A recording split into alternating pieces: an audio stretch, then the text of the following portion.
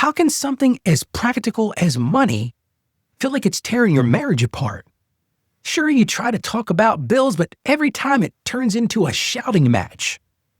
And now your body is carrying stress like a weight that you just can't set down. But today on the show, I'm going to talk about what you can do next to finally lower the heat and to rebuild safety around money and maybe save your relationship.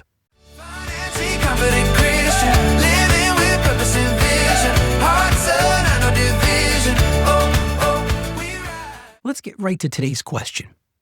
Ralph, I really need your help. My husband and I fight about money all the time. It seems like every time we talk about money, it ends up in a shouting match. We're barely even speaking to each other at this point. It's affecting my emotional and my physical health at this point, and I don't know how to change this constant stress. There has to be a better way. Well, let me start by saying thank you for your honesty. And yes, there is a better way. And I hope I'm going to give you that better way today, because before you fix the budget, you've got to restore safety in the conversation, because that's really what today's all about. This isn't about money today.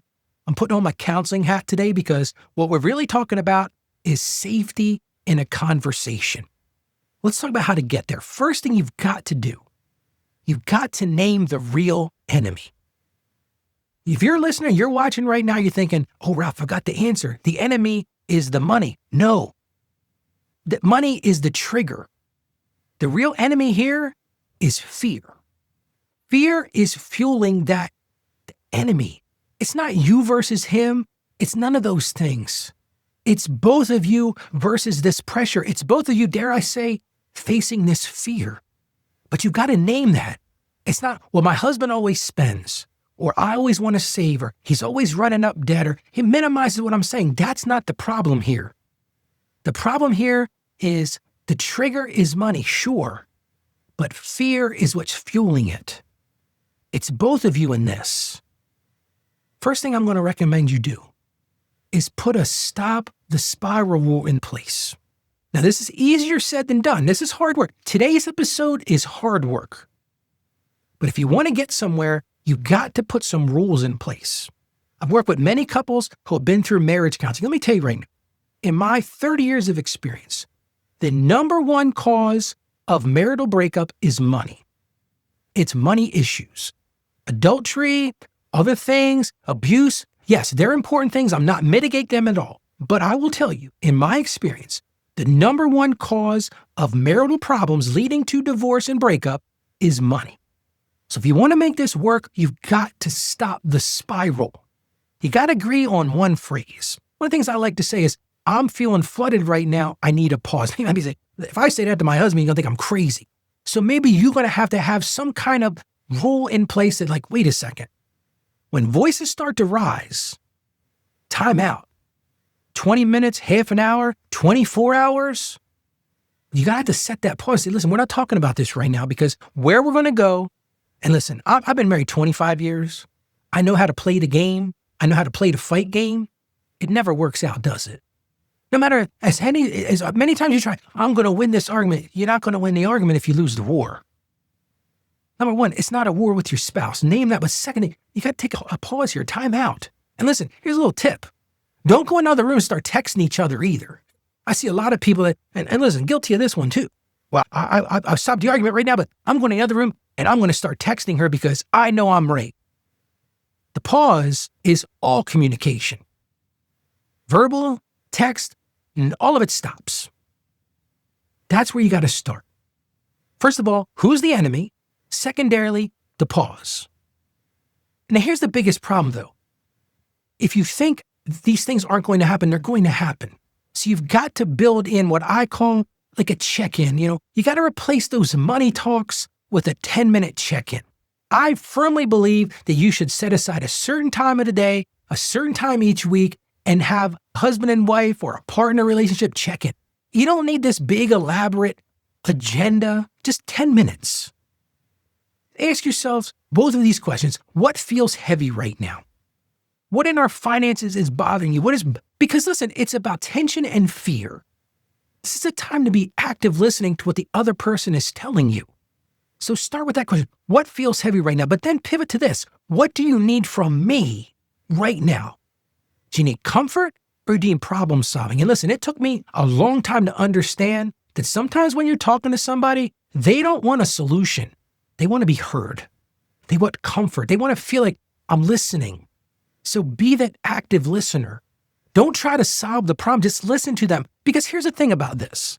A lot of times, this fear comes from way back times. Maybe they grew up in a childhood where the electric was getting shut off. They were always worried about, was there going to be enough food? Maybe mom and dad were fighting all the time about money. You bring that with you. As much as you think you don't, you bring that with you and you bring it to your relationship. So sometimes a person just needs to have a hug and say, listen, I understand what you're saying. I didn't live in that. I don't know what that feels like, but I understand the fear that you have. And then as a group, as a couple, decide what's one bill or one decision we can handle this week. Don't try to solve all the problems. Just pick out one thing that you can celebrate as a win. And the thing is, you got to make it smaller than the whole marriage. See, this is the problem with a lot of people when they find themselves in this situation. It becomes an all or nothing situation. This marriage is done because we can't get on the same page financially. And then it becomes this huge marriage conflict. You don't need to go there. Just pick one category because maybe these are the stress points. Here's a big one right now. Groceries. I'm going to talk about groceries in the next couple days. But this is a huge source of stress because the price of groceries goes up. And guess what? You got to eat, right? And this causes stress. Well, maybe you pick that category. And I'm going to talk to you in a couple of days about how to break that cycle of that grocery budget. Maybe for you, it's bills. You see the bills come in and it's overwhelming to you. You're like, we got to stop the bleeding route. And these bills come in, it just makes you angry. It makes you fearful. It creates that tension. Maybe for you, it's you've got to pay that debt off. Maybe you got this mountain of debt and you're like, can't stand having this mountain of debt. The shadow of that is on me all the time. It's driving me crazy.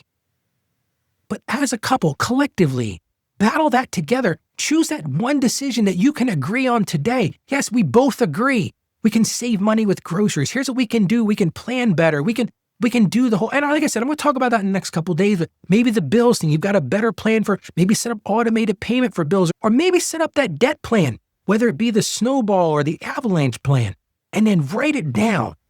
Stop that restarting of the fight. And once you talk about it, another little pro tip here. Don't use that as ammunition to fight the person. If you've come up with a decision, you better put that in writing, put it out there. Because you've got to protect your health with a boundary that honors the relationship. That's what we're really talking about. Like I said at the beginning, this isn't about money today.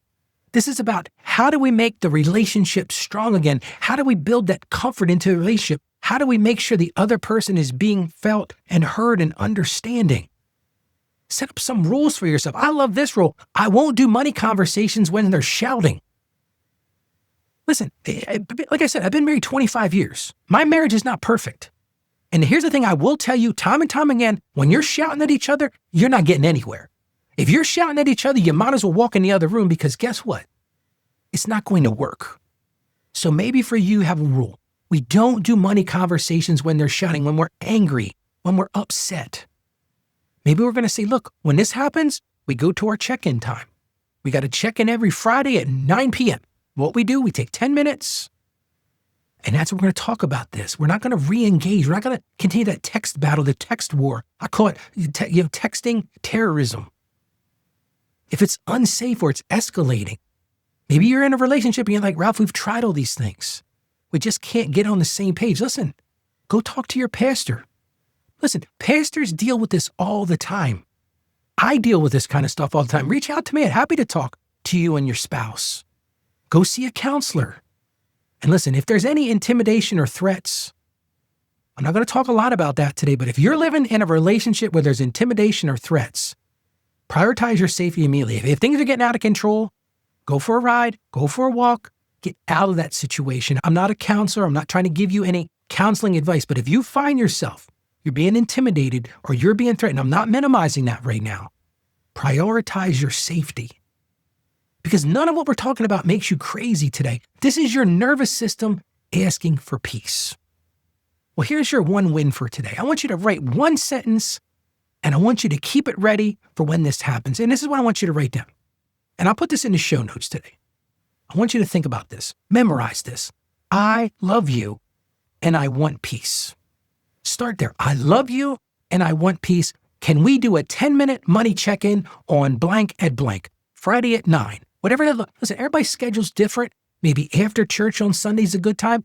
Make sure you're doing it at a time when you're not hungry, you're not tired, you're not upset, you're not fighting with the kids. When you first put the kids down, and if you're a young couple, it's not the time to do that. That's the time to decompress. You've got to really think strategically, intentionally about, why do I do this? Because in the end, we want to shift that momentum from conflict to structure and to safety. So that's my good takeaway for today. Well, let's get right to our Bible verse. I always want to land us in Scripture and reinforce what we talk about in Scripture. This one comes to us from Proverbs chapter 15, verse 1. And let me tell you right now, this one is perfect for today. Again, Proverbs 15:1. A gentle answer turns away wrath, but a harsh word stirs up anger. That one fits today, doesn't it? Because God is giving, I love it when God gives us something practical. And man, he is laying on the practical thing today. What's he say? A gentle answer, calm answer, thoughtful answer. He's telling us to lower the temperature. So before you turn up the temperature, he's saying to you, don't have those harsh words. You're not going to solve this problem with harsh words and back and forth texting, and I'm going to win this battle. A gentle answer, carving out that time to talk about it. That's how you solve this not math problem. As I said, I hope you agree with me at this point. It's not a math problem. It's a relationship, communication problem. That's where we got to go. How about we pray together?